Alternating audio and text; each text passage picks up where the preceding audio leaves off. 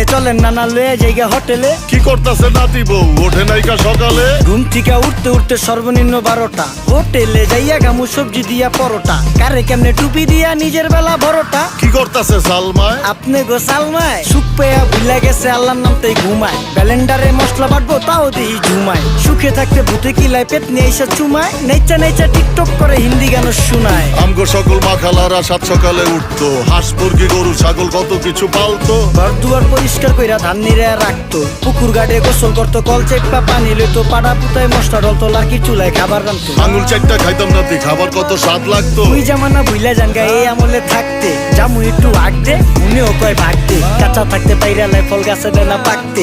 আমানতের খেয়ানত হয় যার কাছে দেই রাখতে। থাকতে দেখা যাও কাগো করি কেয়ার।